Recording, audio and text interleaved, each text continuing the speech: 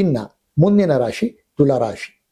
ರಾಶ್ಯಾಧಿಪತಿ ಶುಕ್ರ ಮತ್ತೆ 10ನೇ ಮನೆ ಇರೋದ್ರಿಂದ ಅಲ್ಲಿ ರವಿ ಚಂದ್ರ ಮತ್ತೆ ಬದಲಾವಣೆ ಆಗ್ಬಿಡ್ತಾನೆ. ಆದ್ರೆ ಚಂದ್ರ ಬದಲಾವಣೆನ ನಾವು ಸಾಮಾನ್ಯ ಜ್ಯೋತಿಷದಲ್ಲಿ ಗಣನೆಗೆ ತಗೊಳ್ಳೋದಿಲ್ಲ.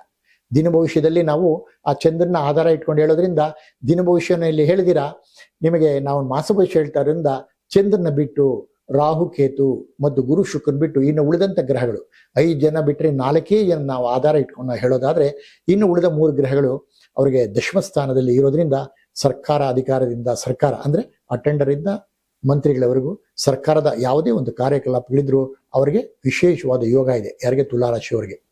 ಮತ್ತೆ ಶನಿ ಬಹಳಷ್ಟು ಉನ್ನತ ಸ್ಥಾನದಲ್ಲಿದ್ದಾನೆ.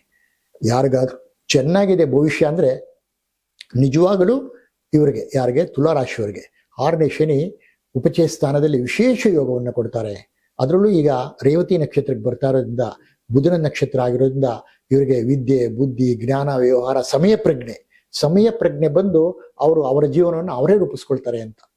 ಯಾವುದೇ ಒಂದು ಅಡೆತಡೆ ಇಲ್ದಿರ, ಯಾರದೇ ಸಲಹೆ ತಗೊಳ್ದಿರ ಅವರು ಅವರ ಜೀವನವನ್ನು ಅವರೇ ರೂಪಿಸ್ಕೊಂಡು ಒಂದು ಉನ್ನತ ಮಟ್ಟಕ್ಕೆ ಬರೋದಕ್ಕೆ ತುಲಾರಾಶಿಯವರಿಗೆ ಬಹಳ ಸಹಾಯ ಆಗುತ್ತೆ ಶನಿಯ ಒಂದು ಸಂಚಾರ.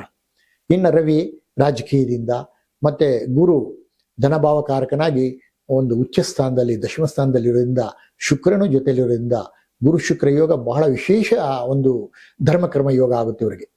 ಶುಕ್ರ ಲಗ್ನಾಧಿಪತಿ ಅಥವಾ ರಾಶಾಧಿಪತಿ ಗುರುವಿನ ಜೊತೆ ಇರೋದ್ರಿಂದ ದೇವಗುರುವಿನ ಜೊತೆ ಒಳ್ಳೆ ವಿಶೇಷ ಯೋಗವನ್ನ ಬರುತ್ತೆ ಅಂತ ಖಂಡಿತವಾಗ್ಲೂ ನಾವು ಹೇಳ್ಬೋದು. ಅಂದ್ರೆ ವಿಶೇಷವಾಗಿ ವೃಷಭ ರಾಶಿ ಮತ್ತು ತುಲಾ ರಾಶಿಗೆ ವಿಶೇಷ ಯೋಗ ಇದೆ. ಕನ್ಯಾ ರಾಶಿಗೂ ಇರಬಹುದು, ಆದ್ರೆ ತುಲಾ ರಾಶಿಗೆ ವಿಶೇಷ ಯೋಗ ಇದೆ ಅಂತ ಖಂಡಿತವಾಗ್ಲೂ ತುಲಾ ರಾಶಿಯವರು ಸಂತೋಷವಾಗಿ ಕಾಲ ಕಳೆಯೋದಕ್ಕೆ ಶ್ರಾವಣ ಮಾಸ ಒಳ್ಳೆ ಯೋಗವನ್ನು ಕೊಡುತ್ತೆ ಅಂತ ಹೇಳ್ಬೋದು.